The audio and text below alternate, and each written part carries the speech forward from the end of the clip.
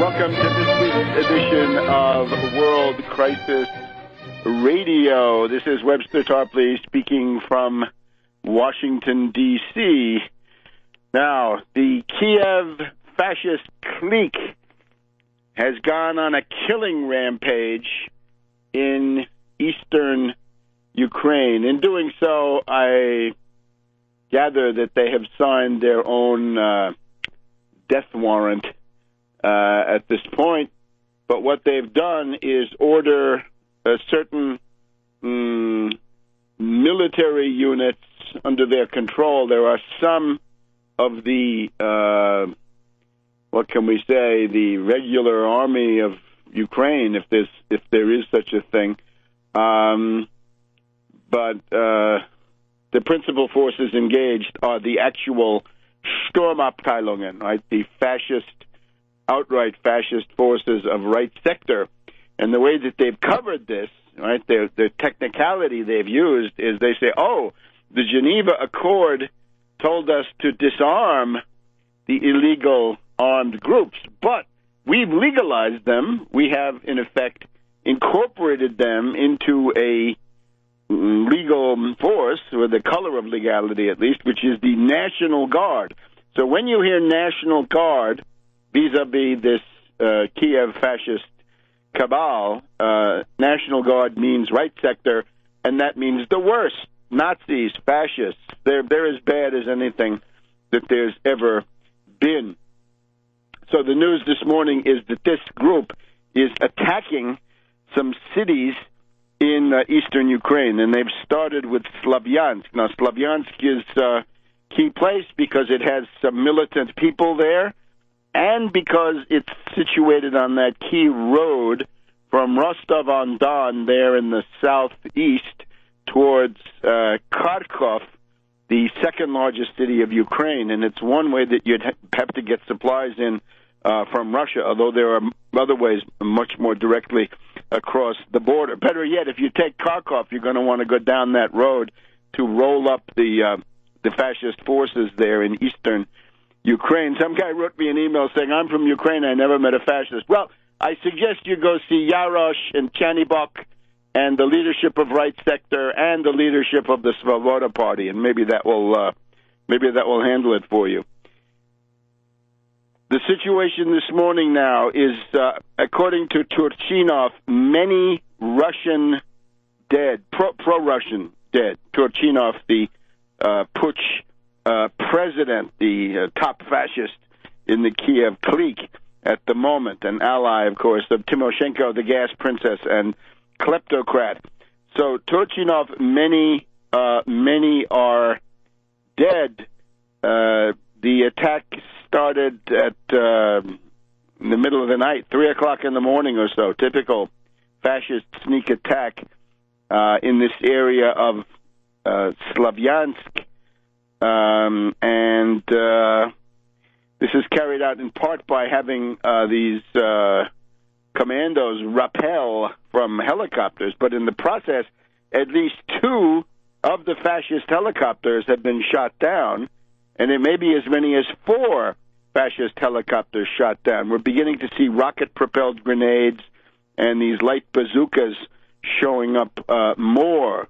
What does that mean? Well, it means that they don't want to be sitting ducks.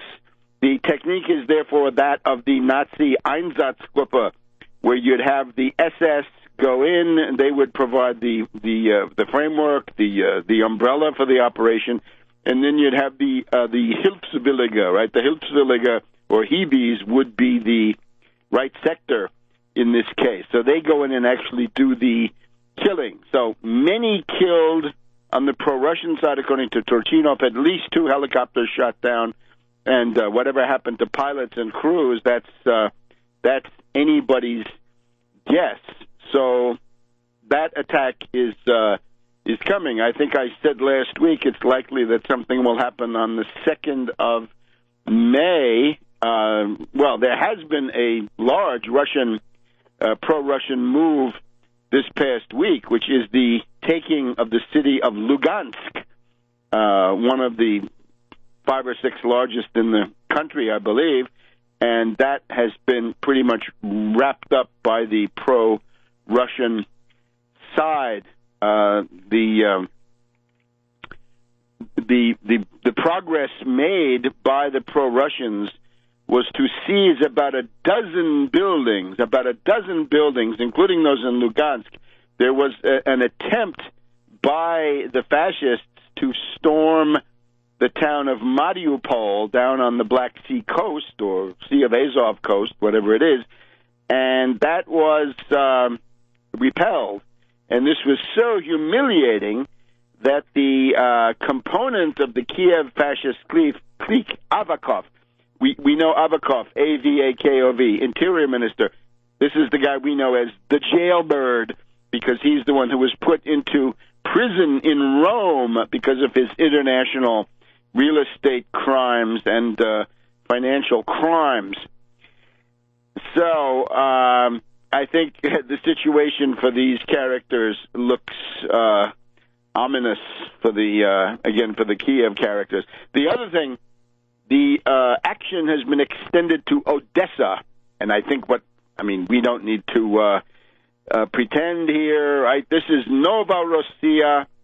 It looks to me like Putin's intent is to use these methods that we've seen in Crimea to detach the entire Black Sea coast, reaching over to Odessa, which is the second port. It's a significant port. It's a large Russian city, traditionally Russian, absolutely no doubt about it. This is where we had the 1905 revolution, right? The Potemkin steps going down to the port. You've seen it, Battleship Potemkin by Eisenstein. That's Russia. So that corridor, which is more than a corridor, is going to leave Ukraine. Essentially what you're going to have is starting somewhat west of Kiev and going as far as it goes. You're going to have a landlocked Ukraine, which is centered on Lvov, essentially, on the fascist metropole of Lvov, and that will be the end of that, so that this will be a landlocked state, and it will not have any window onto the Black Sea. So that's all happening. Odessa, a big step forward, right? Bigger than Lugansk in some ways, but these are all big steps forward. In the course of the past week, we had the fascist leader Turchinov say the Ukrainian regime is helpless to maintain public order in eastern Ukraine. Well, at that point, under international law going back centuries, if there's a country that's your neighbor on your border, and they have chaos, anarchy, killing, and so forth going on, and that government is impotent to restore public order, then you have, under international law, the right to send in your forces to restore order. And that is in some ways the root of this entire responsibility to protect, which we know people like Samantha Power and Bernard Kouchner, they believe in so much, right? The R2P. Well, R2P is intervene to restore order, and I think they're going to get a dose of their own medicine. Now, in the course of the week, Putin made this very interesting remark saying, well, if they go ahead and try to hit us with sanctions, then we're going to have to look at foreign companies that are active in critical sectors of our economy, such as, for example, energy. And that means watch out, stockholders of ExxonMobil. Watch out, stockholders of Chevron. That means you. And if you allow Obama and this crew to push ahead with these idiotic sanctions, then you will get a haircut. You will be left holding the bag. We'll be back in a minute on World Crisis Radio. Let me just mention, if you're interested in showing some solidarity with Russia in this time of hysteria, right? We've got Professor Stephen Cohen and his wife, who runs the Nation magazine, right? This is Katrina vanden Heuvel of the famous CIA or OSS family. They say, oh, it's so terrible. There's no movement against this foreign adventurism, possible aggression, possible war that we had, right? People were demonstrating against the Iraq War and so forth. Well, the voice of Russia, right? Voice of Russia, somewhat, I think, significantly better line than RT. In other words, not so fawning for Snowden and Ron Paul and Assange and these people, right? More like the voice of Russia rather than RT. Who knows what that means? The voice of Russia will actually send you a St. George's ribbon. And this is important now. A week from today, here it is May 2nd in Washington. A week from today will be the 9th of May. This is when Russia, the Soviet Union, celebrates the victory over Nazism and fascism in World War II. Here in the West, it's actually the 8th of May. This need not concern us at the moment. So what you ought to do is go to the Voice of Russia page on the Internet, and you'll see that they're offering the St. George's ribbon, pro-Russian ribbon. It's actually orange and black, isn't it, with stripes? And they'll actually send you one. So you've just got to send them a mailing address, and that's a nice gesture. Right now, the UN Security Council is meeting, and I don't have reports on what's going on. I can imagine. Let's just go back to Putin for a second. He said, look, in terms of energy, we have to review the foreign companies that we've got working here in case these sanctions come down. Good idea for the presidents of ExxonMobil and Chevron to call up the White House and say, no, no, no, no, no. Not for those fascists in Kiev who won't fight. What kind of fascists are they? They don't even fight.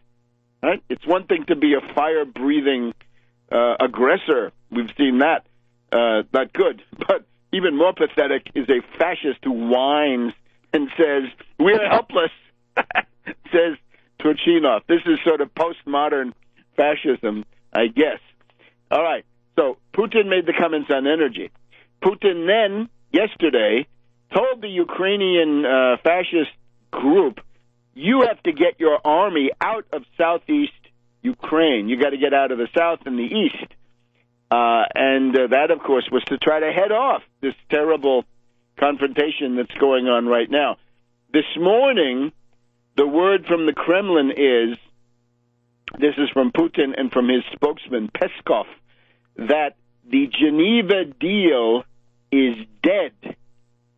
That was the attempt to disarm the armed groups to get everybody out of buildings, everybody out of public squares. They never did it. And the Ukraine regime is still claiming that they are scrupulously respecting the Geneva deal. So the current attack was preceded, I think we mentioned, by the fall of Avakov, the jailbird, and he has now been replaced by the head of the SBU, the equivalent of the CIA, or BND, or DGSE, one of these.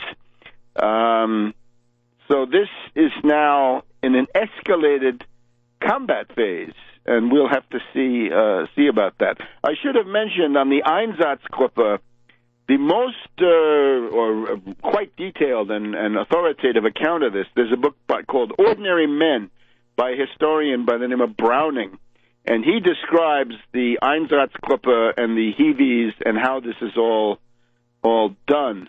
The IMF has extended a helping hand to the fascist clique, although, watch out, it comes with conditionalities, right? And the conditionalities are, of course, genocidal austerity against the Ukrainian people. It's one of the big things that's destroying this puppet regime. We saw Madame Lagarde, alias Lagarde. Madame Lagarde came out this week and said, we had to act quickly to save the situation there. But, of course, they're demanding their entire neoliberal wish list of lunatic genocidal austerity, double the price of gas, destroy the social safety net, gut the services, and so forth. They promised $17 billion. The immediately deliverable is at the very most, $3.5 billion. Most of that is owed to Russia. Let's see if they pay. That problem of paying for the natural gas underlines again the folly of attempting to have an independent Ukraine. It cannot be economically viable, and it therefore fails to meet the test that Rosa Luxemburg set up. Can this state, this entity, right, the Staatsgebilde, can it exist on its own? And the answer is always no. I think Russia would have a way to make Ukraine a profitable going concern, right? What with Donetsk, Donbass, Kryvyi Rog, iron, steel, coal, all the rest of it. That could be very, very important. Now we have Merkel here.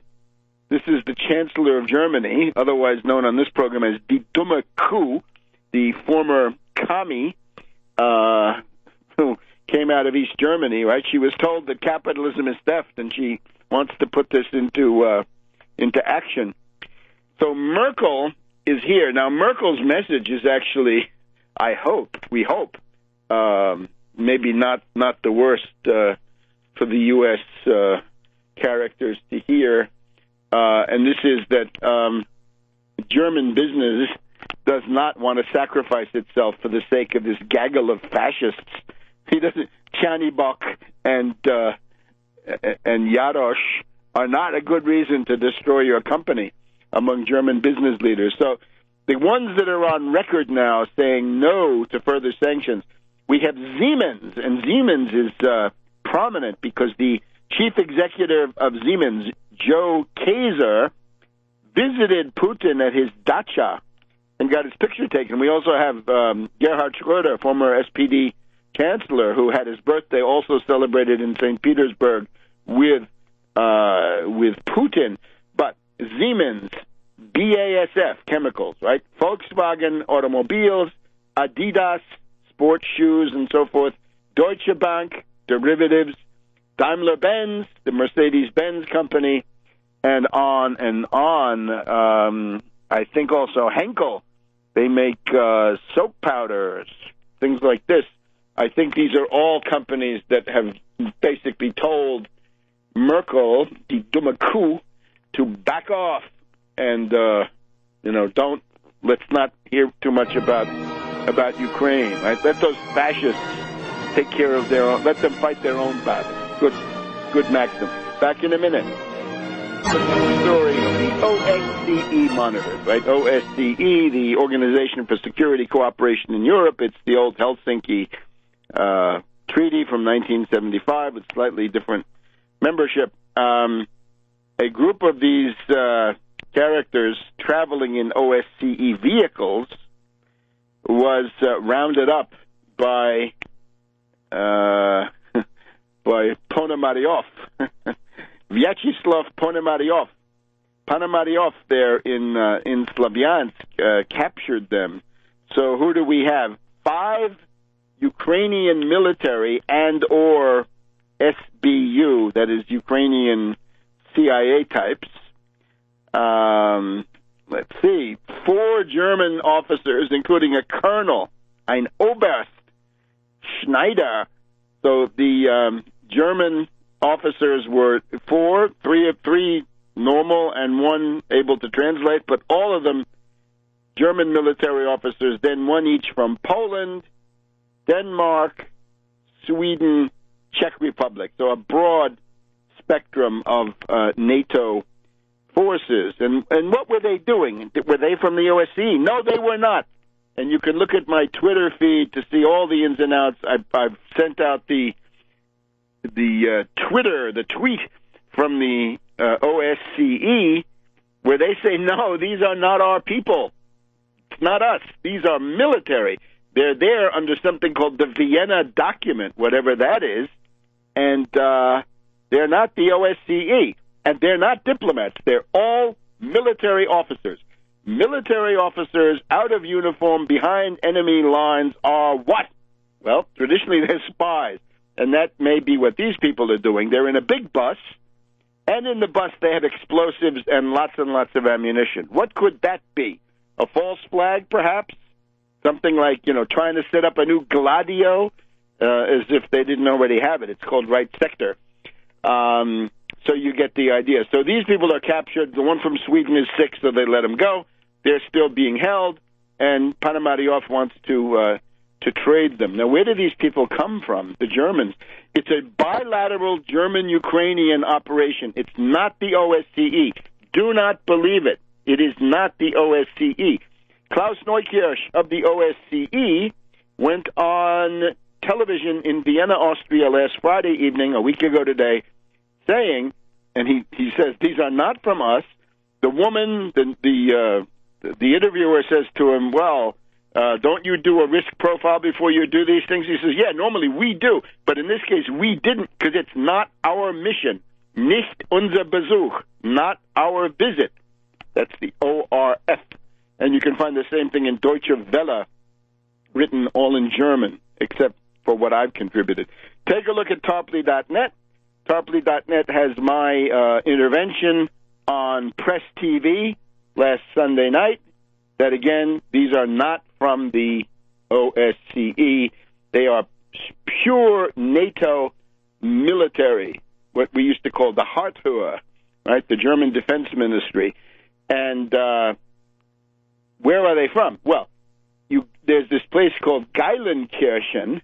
Geilenkirchen is a big NATO base north of Aachen, and this is where the AWACS airplanes fly from. So this is top-level NATO military intelligence, reconnaissance, observation, and they're a unit of the Bundeswehr, the German army, called the Zentrum für Verifikationsaufgaben, Center for Verification Tasks, or maybe enforcement tasks if it's an arms control treaty, but verification.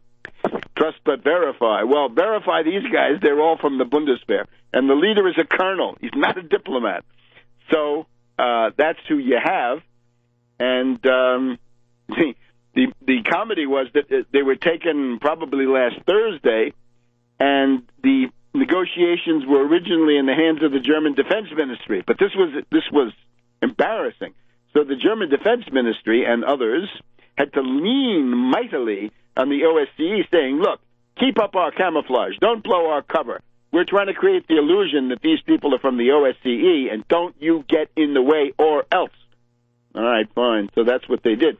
But then they tried to get Lamberto Zanier, an Italian diplomat, is the general secretary of the OSCE, and Deshitsia, the Ukrainian foreign minister, was saying on Saturday and Sunday of last week, Zanier is coming. He's going to negotiate. He wants to come and talk to these to the pro-Russians, to Ponomaryov and others. But Zanier didn't and hasn't, as far as I can see. He never went. And the other problem is that there's a rotating presidency, which is not being general secretary, but sort of being a figurehead. And the guy doing that is Swiss, and he seems to be more willing to play along than Zanier. Zanier is from far northeast Italy. He's not playing along with that so much. The Russian Foreign Ministry says, look, if you're going to do the Vienna documents, you've got to do notification, and you did not. And you would have to notify Ponomaryov and company, as well as the People's Republic of Donetsk in Donetsk, since that's the one that calls itself a government. But you didn't do that, did you?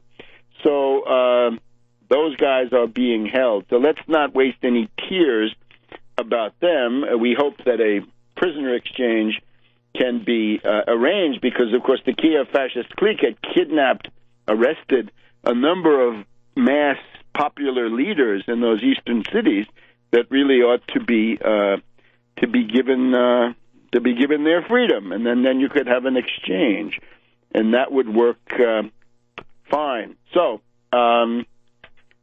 that and you can see what is the goal of this. We just went through all of those German companies that don't want to hear about sanctions. No more sanctions. Nix sanctions nix Sanktionen, they say. Well, then you've got to get some hysteria going, and what better way than to allege that these 4 German officers are really diplomats and they're really being held by nasty Ponomaryov, even though they're from the OSCE. So there you have that, and of course, as I think the Russian Foreign Ministry said today, this attack now on Slavyansk is not helping the condition of those guys, right? Maybe one of the goals of this is that the right sector would like to kill all of those officers and then try to pin that on Ponomaryov and his forces. All right. Now, Breedlove, the NATO commander, is a jerk. Breedlove of NATO, and he says, "Oh, look, we're sending these troops, these token forces, 150 here and there, Baltic states, Latvia, Lithuania, Estonia, Poland. This just to reassure them it's all defensive. Don't worry." You're a fool, Breedlove. And what this actually shows is the American people never knew what was being sold to them. This is now one of the crimes of Clinton. Clinton is responsible. Under Clinton, NATO expansion was pushed. In 1990-1991, Manfred Werner, the head of NATO, said, "We are not going to push NATO to the east. We're not even going to push it into the eastern part of Germany. We're going to leave East Germany free of NATO." And that maybe, according to some, has been respected. But what good is that if you then push on to Poland and Latvia and Lithuania and Estonia, practically to the gates of St. Petersburg? It is time to roll back that folly of NATO expansion that now makes the United States the slave to hotheads, fascists, revanchists, lunatics in all of these little countries that need to learn to get along with Russia, but now we've encouraged their most adventurous sort of politics, right? Netanyahu-style leaders have the upper hand in most of these places. Right? See the Kaczynski twins and the people in those Baltic states. Back in a minute. Welcome back to World Crisis Radio. Webster Tarpley here in Washington, D.C. It's May 2nd. In terms of anniversaries, right, this coming week, Grant and Sherman, 150 years ago, began to move south to crush slavery, one of the greatest victories for humanity and one of the greatest defeats for oligarchy and, to be sure, the British Empire that were backing the Confederate States of America. So there may be some reenactments at the Wilderness and Spotsylvania, and all of that is coming up now. North Anna, Cold Harbor, Petersburg, from now, May, June, July, the Petersburg siege then begins, and similarly, Sherman begins to proceed down Dalton and Massaca and Ezra Church, Peachtree Creek, a whole series of flanking maneuvers, right, which were one of the main studies of von Moltke the Elder. So we'll be following all that as time permits. Breedlove, we should sack this Breedlove and get busy rolling back this folly of NATO expansion, which has essentially mortgaged now the future of the United States to a bunch of adventurers like Yarosh and Chanibok. This is intolerable. Okay. In terms of the greater world historical significance, right? Here we have an interesting article. Christopher R. Hill, former U.S. Secretary of State for East Asia, has been ambassador to Iraq, South Korea, Macedonia, Poland, Kosovo, Dayton Peace Accords, North Korea, all the rest of it. So, fairly significant State Department figure. On a website called Project Syndicate, which is opinion pieces, op-eds, his article of April 21st, The End of the New World Order. The End of the New World Order. I'm sure Ron Paul is disappointed because Ron Paul was supporting globalization worldwide free trade and a worldwide currency. But for Christopher Hill now, it's the end of the New World Order. He writes, Russia's annexation of Crimea and intimidation of Ukraine appear to mean the end of a 25-year period whose hallmark was an effort to bring Russia into greater alignment with Euro-Atlantic goals and traditions. Now the question is, what comes next? The challenge is not so much Ukraine. Ukraine will continue to lurch from one crisis to the next, as it has for this time, 23 years. More, it's a problem of Russia and regression, recidivism, and revanchism. Well, the three R's of Christopher Hill. What he's complaining about is the globalized system, right? The neoliberal absolute primacy and even sacred quality of predatory, parasitical speculation. And indeed, the backup of that was NATO running wild across the earth with really no break, no check. And that, I also believe, is ending. So I welcome that.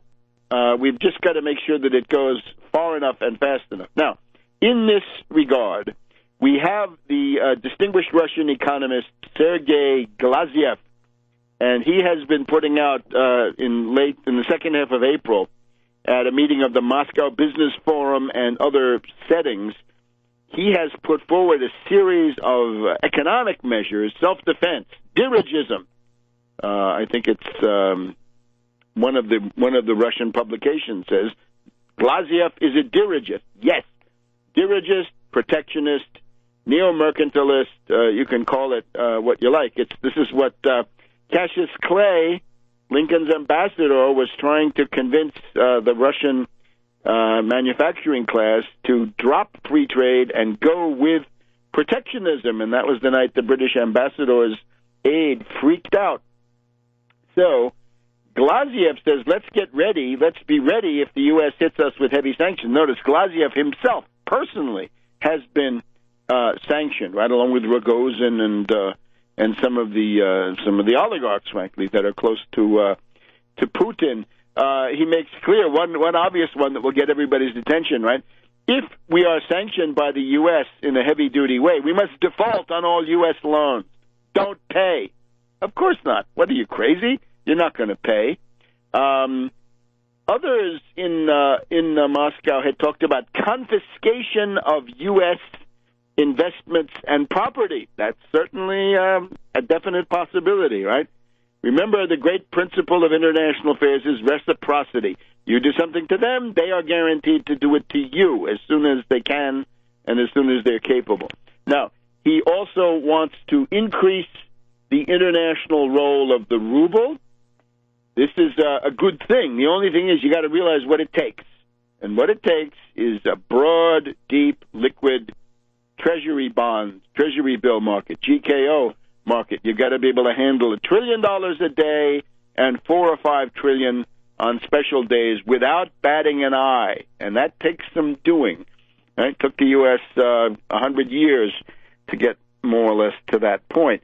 He also wants to transfer Russian assets that have to be abroad from aggressive pro-NATO countries to other countries that are more neutral. And then the most interesting part comes when he says, if we're cut off from foreign lending, if we can't get loans from the London market, if we can't float Eurobond loans or whatever it is, then we've got to go to an autarchical system. The autarchical system would be having the Russian central bank deliver cheap, long-term credit for production. Does that sound familiar? Cheap, long-term credit for production. This is essentially a version of what I have been recommending these many years, which is a credit stimulus, 0% or as close to that as you can get it, 0% long-term century bonds if needed, and preferentially channeled into productive activity, infrastructure, and agriculture and manufacturing as a means of keeping the national economy going. So this is the interesting part of Glaziev. It's a very interesting package.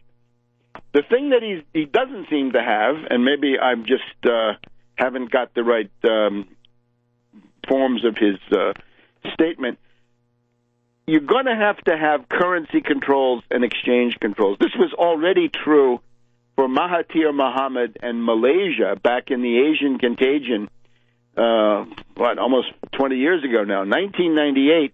The Asian contagion, the country that came through that best was Malaysia, because they put in exchange controls and capital controls. That's what you're going to have to do. And again, you have to realize what's the story in Moscow, right? You've got two groups. The Siloviki. Siloviki are the power ministries, right? Defense ministry, interior ministry, with all the police, the FSB, the KGB, and so forth, right? The people that have armed men ready to go and military hardware and so forth. So the Siloviki, in a situation of exacerbated international tension, as you have now, the Siloviki would go to the fore. But on the other side, you've got the oligarchs. And Putin, again, has always had this relation to the oligarchs since the Khodorkovsky arrest of 2003. It's, you oligarchs don't interfere in politics, and you can then get away with a lot in terms of what you do in economics. Now, the oligarchs are a chastened crew, right? Berezovsky is dead and so forth. But in the group around Putin, you have got German Gref and you've got Kudrin that I've talked about continuously. Those guys are still arguing for neoliberal economics and free trade. Back in a minute. Well, welcome back to World Crisis Radio. This is Webster Tarpley here in Washington, D.C. Now, we have a special guest right now, friend of the broadcast, Reverend Edward Pinckney of Benton Harbor, Michigan, who has been fighting against the Governor Snyder emergency manager regime, the dictatorship over many towns in Michigan, from Detroit to Benton Harbor, across the entire peninsula, but also the fact that Benton Harbor has been made into a kind of company town or plantation of the Whirlpool appliance manufacturers. And we were shocked this week, and I hope Reverend Pinckney will correct me if I'm wrong, that he was attempting to organize signatures for a recall to challenge the high-handed, outrageous actions of Mayor Hightower, I guess it is, and somehow this led to Reverend Pinckney being arrested and even for a time confined at home. So, Reverend Pinckney, is that correct? Is that the situation? That is absolutely correct, Webster. I tell you, it's been one of them weeks that you dream about as an activist, but the only shame part about it that you was arrested. Hey, let me tell you how this thing unfolded. Sure. On April the 24th, which was my wife's birthday, Dorothy, I'm taking her out for an early dinner, and I'm going up to Kalamazoo, which is about 30 minutes away. But before I can get to Kalamazoo, my phone is jumping off the hook. They're telling me that the sheriff's department with the SWAT team had blocked off the streets and surrounded my home. They say it was at least 30 to 40 deputy or law enforcement agents at my house. They was all over the place. Nobody can get in the city, on the street, and nobody could get out of the street. If you was in the house, they told everybody to stay in their homes, do not come out. And here I am wondering what is going on. So, you know me, I finished my dinner, and I called my attorney and had him call this corrupt prosecutor, Michael Sepik. And according to them, Michael Sepik had put out a warrant for my arrest, claiming election fraud, claiming that I had crossed out some dates on the petition and put in a new date, and 5 felonies and 6 misdemeanor charges. And he said, their exact words, my attorney said, well, he's going to turn himself in Monday morning. They said, absolutely not. We want him right now, and we're going to get him. We don't care where yet, we're going to find him. Listen to this. All day and whole day Thursday night up until Friday morning, they was going all over the city of Benton Harbor with the SWAT team and law enforcement looking for me in my car. You would not believe the people was calling and saying, what is going on? You know, they said, don't come home, whatever you do, because look like they want to kill you. And I tell you, Webster, this has been one of them weeks. And then the bad part, when I turned myself in the next morning, they said bond for $30,000. And they said that they wanted it now. Then they put me on tether, and then they said I could not use the computer for any reason. So you know what? This is one of those situations, Webster, that I must confess that, you know, I don't put anything past law enforcement anymore. Now, these are the local police controlled by Mayor Hightower, right? Right. Matter of fact, he made a threat that he's going to use all his resources, which is Whirlpool Corporation, Lakeland Hospital, Michael Seppick, the prosecutor, and the Sheriff Bailey. So those are all his people because they're under the influence of Whirlpool. So he said he's going to use every last one of them, and he's going to make sure that they get me. It's outrageous. It's Absolutely, unbelievable. Webster. Who would believe it? And let me just say, I mean, I'm thinking, you know, a lot of hot air has been devoted to many a story, and even in the past week. But this seems to be a critically important case. Have you gotten any publicity about this, or the? Well, you know, the word is spreading like wildfire. It's going from state to state. You know, matter of fact, I got a call from Japan on yesterday, and a guy was wanting to know what is going on down there in Benton Harbor. And I said, well, you really just don't want to know, because what's happening here might be happening up in Japan sooner or later. So that's what that added up to, you know. So we just taking it one step at a time, trying to do what we need to do and stay focused and make sure that we're on top of our program. All right, but right now you're at home, but you're in the house arrest. I'm at home, confined to the house. And you can't use the computer, but the phone? On a GPS. The phone you can use? I can use the phone. And you have a device that they have put on you? Absolutely, around my ankle. Oh. And believe if whatever room I go in, if I go use the bathroom, they know which room I'm in. Outrageous. Yeah, and you know, and who would believe it? That's the part. Who would believe it? You know, nobody would believe this. So, you know, we're just staying focused, doing the things that need to be done, fighting this battle, and taking it one step at a time. And, you know, I went to court this morning, and 3 of the judges recused themselves. They said that they don't even want to touch this mess, because that's what it is, nothing but some mess that they created.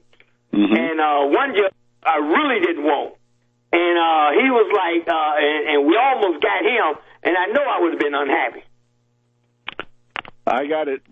Reverend, why don't you tell people how they can help you? I mean, $30,000 bond, you know, people can contribute. And my lawyer probably costs about $50,000. He's going to pay, at least that's the minimum I have to pay him, $50,000. All right, so how can people help? Well, first of all, you can go to bhbanco.org to my website and donate. That's bhbanco.org, Banco, and you can donate on that website, or you can mail me a check to Banco, BANCO, 1940 Union, Benton Harbor, Michigan, 49022. That's Banco, 1940 Union Avenue, Benton Harbor, Michigan, 49022. We really need the funds. In order to fight this battle, we got to to have the resources. If we don't have the resources, we're just spinning our wheels. Sure thing, and I would also urge any media that hear this, and I know some do because it is widely heard. Get Reverend Pinckney, right? You can contact me, Tarpley, through tarpley.net website to the contact feature there, and I'll put you in touch with Reverend Pinckney. Reverend, is there anything also in terms of Snyder's attempt to get reelected in November? Say that again. Snyder is trying to get reelected in November. Do you have anything going in that regard? Well, here's what we're doing now. We're getting ourselves organized, and we're trying to get things together so we can fight this battle against him to make sure that he does not get reelected. Yes, so of course. We're doing the things that need to be done. We're mobilizing, we're organizing, we're getting things together, and we're moving forward. Just because I'm on house arrest does not stop me from mobilizing. Good for you. That's the spirit, Reverend. Absolutely. And listen to this. If people want to call me, they can call me at 269-925-0001. That's 269-925-0001. All right, Reverend. Listen, you hang in there. Let's get you on again next week for a progress report. And in the meantime, I urge all people of goodwill to support Reverend Pinckney. Right. I'm looking forward to being on next week. Okay. Bye-bye, Reverend. Don't let them get you down. I know they won't. Back in a minute on World Crisis Radio. Back to World Crisis Radio. That's Reverend Edward Pinckney in Benton Harbor, Michigan, and that's a wild story. I wonder where all the great libertarians are on a story like that. You try to work within the system with petitions and majority votes, and 5 felonies, 6 misdemeanors, $30,000 bail. So remember, Reverend Edward Pinckney, 1940 Union, Benton Harbor, Michigan, 49022, and it's payable, I guess, to him or to B.H. Banco, B-A-N-C-O. This is an organization of African-American ministers and others, and they've been absolutely critical in fighting the fascist Governor Snyder and his emergency manager law, which I like to call the Little Hitler law, because it sets up a little Hitler in every one of these cities. So, continuing, though, with the theme that we were in, right, we had, in terms of the Russian policy apparatus, right, we're broadly sympathetic, absolutely sympathetic to the goals of Putin, but we're not going to be following every twist and turn of the propaganda, because this makes no sense, right? Russia can speak for itself. But what we're interested in here is indeed this question of getting out of the globalized universe. That is to say, the 25 years of unilateral, unipolar U.S. domination, which has somehow been more extreme, right? When we had Spain from about 1525 or so until the late 1650s, Spain dominated the world, fine. And it absorbed Portugal, and that meant it really did dominate much of the world. But still, there was always resistance. The Dutch provinces, the United Provinces resisted. The English resisted with defeating the Spanish Armada, and the Ottoman Empire, and even France at different times in there resisted. So there was no unchallenged, unquestioned world domination. Then the French, in their brief time of domination, say from about 1655 or 1660 until the Treaty of Utrecht in 1715 or so, they were always dealing with William of Orange, the Dutch, the English, this coalition that William of Orange had assembled. Then the entire time from Utrecht until Trafalgar, the British tended to dominate, but the French were still quite strong. Other powers were there. The British were not strong enough to defeat the American Revolution, thanks to help from Holland and and Russia, Catherine the Great, and others. There is a phase from about 1815 to 1870 where the British come close to a unipolar world, but even there, they've still got to deal with Metternich, the Holy Alliance. You have Russia, you have the Austrian Empire, you have Prussia, you have the United States. There's still a challenge going on. What we've seen in the past 25 years is maybe we have to try to measure this, but it may be one of the most one-sided situations we've ever had. It's a commentary on the oligarchs of the nomenclatura who broke up Russia, broke up the Soviet Union when that was not necessary. That really was a tragedy. The people who did that with the nomenclatura, and the nomenclatura is exactly who we find in the form of German Greff and Kudrin and others. So Glaziev is absolutely on the right track. If you get hit with economic warfare, you've got to retaliate with economic warfare. You default on U.S. loans, confiscate U.S. property, and, of course, other countries that foolishly go along with this. You're going to need, and this I think this is maybe so obvious that he doesn't put it in, you're going to need capital controls and exchange controls, even though the neoliberal Greff, Kudrin don't want that. There used to be a third person in that group, by the way, Hilarionov, but he defected. He turned against Putin, and he teaches somewhere in New York City now. The great benefit of Glaziev is to talk about the mobilization of the Russian central bank for dirigistic credit, cheap long-term credit for infrastructure production and the financing of commerce, agriculture, and all the rest. So these things are important. At the same time, you don't need to endorse any publication that publishes an account of this, right? You don't need to give your heart away quite so readily.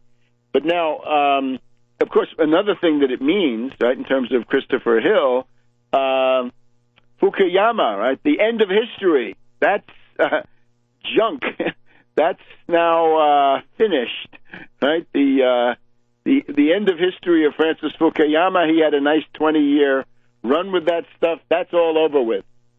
Even George Kennan in the 1990s, by the way, we find, recommended against the extreme NATO expansion in the way that this was done. Right? You're gonna die for Estonia? Get serious. There's got to be a mutuality of interest, and we can thank Clinton, and we can express our views to Hillary Clinton about this, right? Because this is really, I guess, along with welfare reform, one of the worst things. Well, along with derivatives and the abolition of Glass-Steagall and the rest of it, this is terrible heritage from Clinton. The people who supported him uncritically at the time, they should think about it, right? Some of the ones who'd like to forget that. All right, now, neocons are always attacking. They're always trying to stir up turbulence and conflict. Charles Krauthammer today is attacking Obama's foreign policy.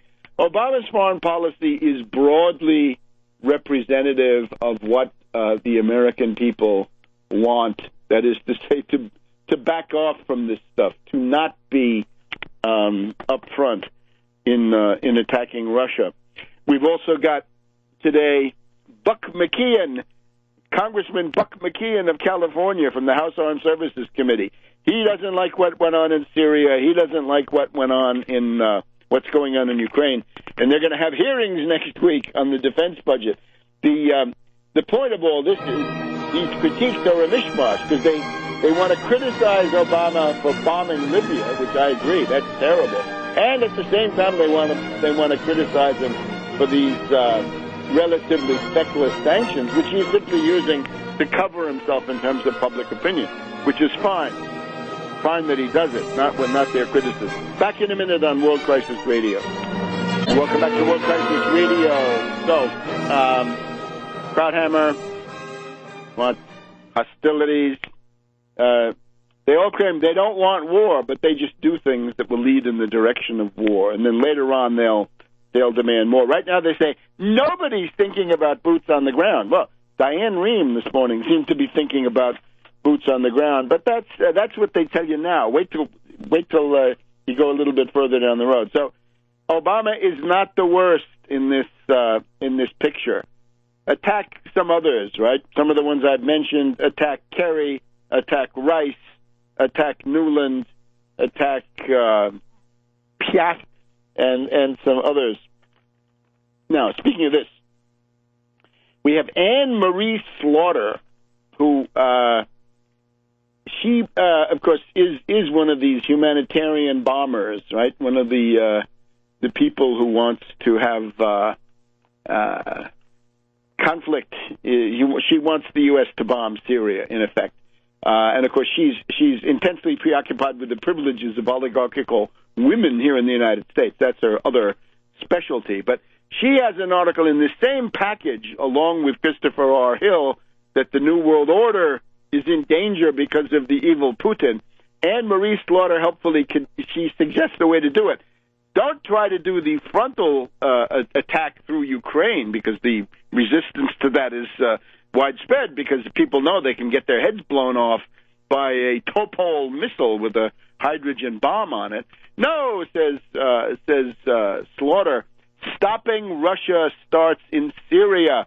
The solution to the crisis in Ukraine lies in part in Syria. Obama should order an offensive use of force, not just drones. That's not enough, not covert. And that's going to change the strategic calculus in Damascus, Moscow, Beijing, and Tokyo. How did Tokyo get in there? Well, anyway, you see what the idea is. So this is the group that we were following, right? Kerry, Samantha Power, General Petraeus, General Keane, Tim Kagan, I'm sure, and the rest of them. Now, speaking of the Kagans, we've got them too. The Kagans, they are up, I guess it must be today. Yes, today.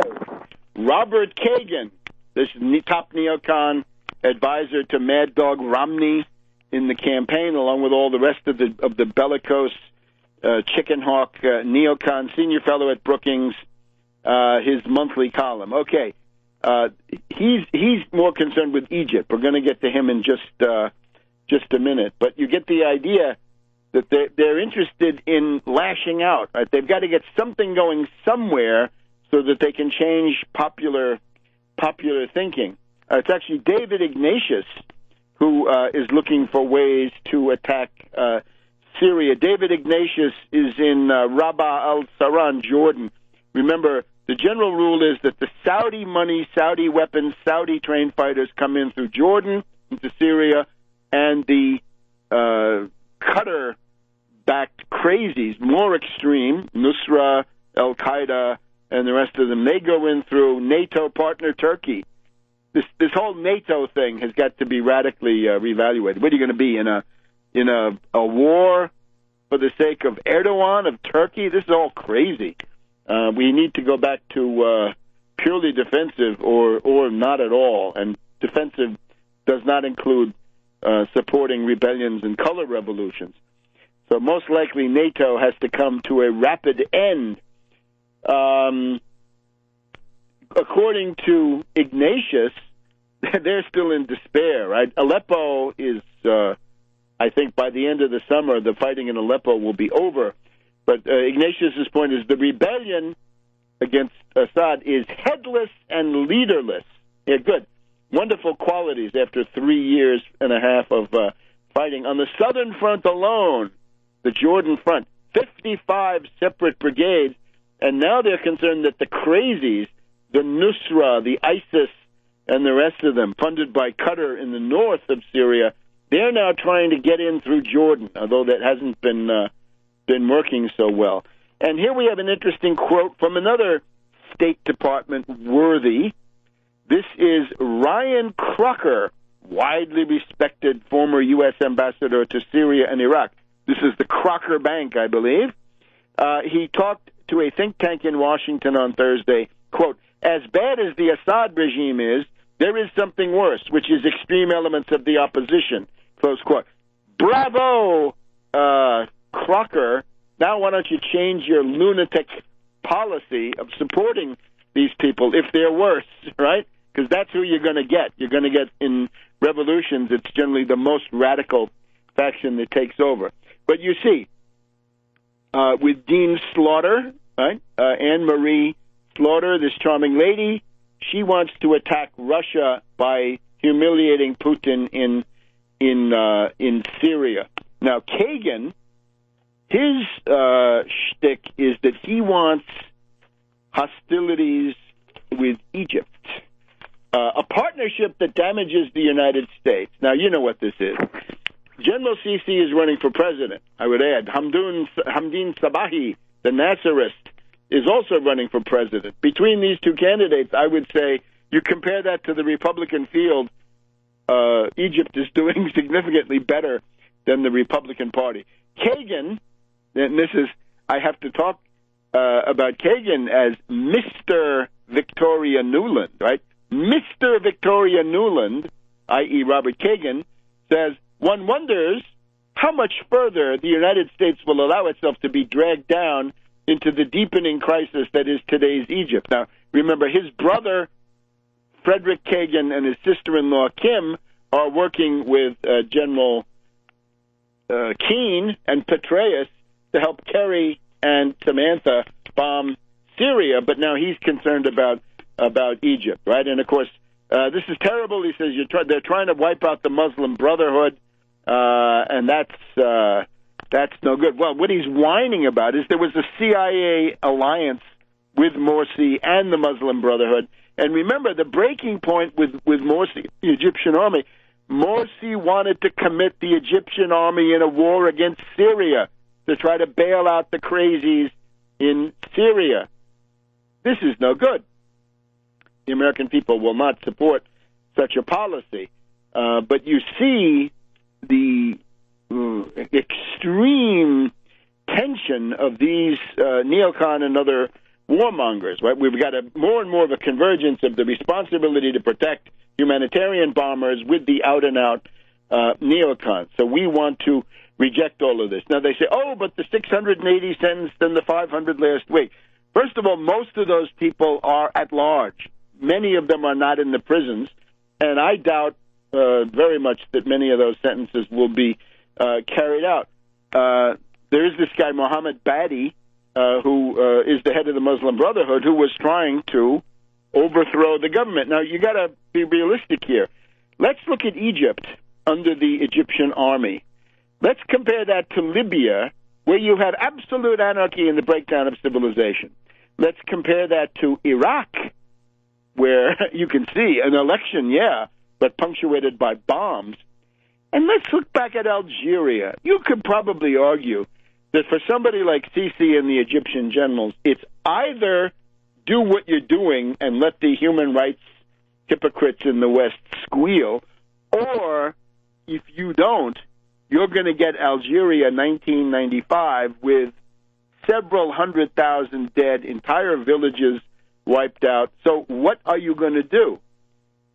Civilization must be defended. Civilization must survive. Anarchy is not an acceptable program. He banned April 6th. Yeah, April 6th is what? It's AUTPOR. It's a branch of the National Endowment for Democracy, right? It's essentially the CIA. So let's get serious on that one, too. Back in a minute on World Crisis Radio. Welcome back to World Crisis Radio. Now, we got to try to cover some interesting historical terrain here. But first, I'm for the abolition of the death penalty. The death penalty is cruel and unusual punishment, and this horrendous, this piece of monstrous, appalling barbarism this week just reminds us. I'm wondering, where are all the libertarians? Where are the people who are they're so supportive of Cloven Bundy, but this person who was put through unspeakable torture, again, appalling barbarism. The libertarians are silent, underlining what hypocrites they are. The other one that I wanted to mention just in passing, hope to say more about it, the Rats Cabal. We got the Rats Cabal doing a lot at the Supreme Court. Roberts, Alito, Thomas, and Scalia. the question on the affirmative action and the referendum in Michigan, I think what that points to is, apart from the merits, the race-based formula is politically untenable, and it may have merit or it may not, but it will not pass. It's losing more and more politically. So I would say to people, you can do the same job for the black community and other minorities, and you can do something important for the poor white population by switching over to socioeconomic or class-based criteria. And this would then be politically viable because this would have broad support. In other words, instead of a race-based system, which is cynically used to divide, the class-based system would, by its very nature, unite mass forces in order to force an expansion of opportunity rather than simply the division of a shrinking or existing pie. The leader in this kind of research, and I'm not endorsing, I'm just saying you want to read up, is the Century Fund, the Century Foundation. I'm sorry. It used to be the 20th Century Fund. They employed W.S. Wojcinski that we've talked about on the program. It's not Wojcinski anymore, but it's a guy called Richard Kahlenberg, Kahlenberg.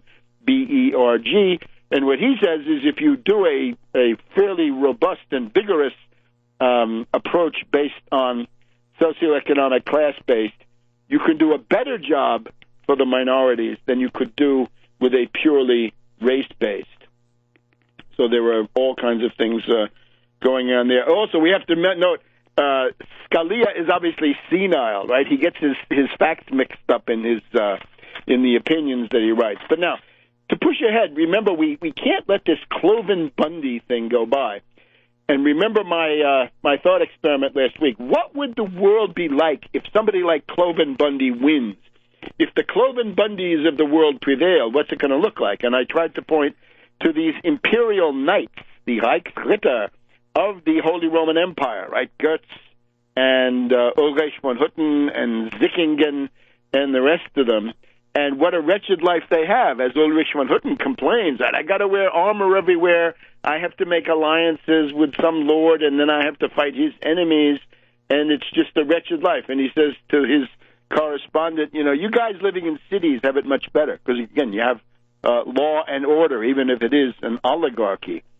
Let's just look at one example. My thesis is that the most grotesque examples of oligarchy in the 1500, 1600, 1700 period are being visited on the United States today. Let's just take one example. The cuius regio eius religio. The Lord tells you what your religion is going to be. The count, the duke, the marquis, whoever it is, whoever you're living under will tell you what your religion is going to be.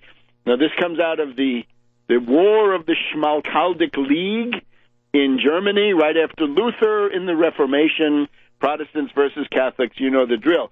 So the Peace of Augsburg, 1555 says, cuius regio eius religio, whose region, his religion. And that means the local lord dictates what the peasants are going to pray to. Now, does that sound familiar? You know what that is? That's Hobby Lobby. Hobby Lobby says, I'm the wealthy oligarch who owns Hobby Lobby. I get to dictate the religious scruples, in effect, of my employees, right? You work for me, you're going to get my health plan, then I have the right to dictate that you get no vaccine because I have scruples. Organ transplants, right? I have worries about that. Blood transfusions, life support, right? That may be a denial of God's will, and on and on. So every crackpot religious doctrine can be imposed on you. Cuius regio eius religio, now Hobby Lobby. And watch out for the rats cabal. They're coming after you. Now, remember, the cuius regio was considered a German liberty. That meant liberty. And remember that liberty in those days, up until the dawn of the modern era, not so many centuries ago, liberty meant special privilege, and it meant special privilege for oligarchs. So that's what the Hobby Lobby comes down to. But now let's look at an even more extreme case, right? We talked about the Holy Roman Empire. That came to an end in 1805. It was huge, and then it was gone. Napoleon finished it off. Let's look at Poland. Poland is interesting because we're talking about Cloven Bundy and his anti-government point of view, and we have to remember that this critical part of Western Ukraine, where the fascists are running wild in Lvov, that was part of Poland, right, until, the late 1700s. Now, this question of the Republic of Poland, right, before the partitions, Poland was wiped off the map about 1795 and didn't come back again until right after World War I, the Treaty of Versailles. So what did this place look like? It is the place where the landed aristocracy, guys like Cloven, landed aristocracy, latifundists, big landowners, they win out over all the other groups. And in Europe, you can distinguish the French and the German kingdoms, but Scandinavia, France in particular, absolutism, right? Louis XIV, I am the state, very strongly centralized dictatorship of the king, if you like. Then there's the English system. The Dutch have something similar, mixed form, which is parliament and oligarchy, business-oriented, and so forth. But both of these are capable of action. In the case of Poland, the landed aristocracy, the so-called szlachta, the low level, and then the magnati, the big sort of princes, they win out. This is a fairly numerous group. Estimates go from 8% to 15% of Poland were noble. Noble. That's way, way higher than any place else. The low end of the scale is England, right, where the country squire is a squire, he's a landowner, but he's not noble in the English system. Now, the old Polish kingdom, it's an elective monarchy, like the papacy, like the Holy Roman Empire, right, where you have to elect the next king when the old one dies. And the main issue here is, once again, not German liberties in Poland, but Polish liberties, known as the Golden Liberty. The Golden Liberty is a fierce suspicion of central authority and a perpetual invitation to foreign interference, because in the Polish Diet, the Polish Diet breaks up into a French party, a Swedish party, a Russian party, and from time to time maybe a German or Prussian party towards the end.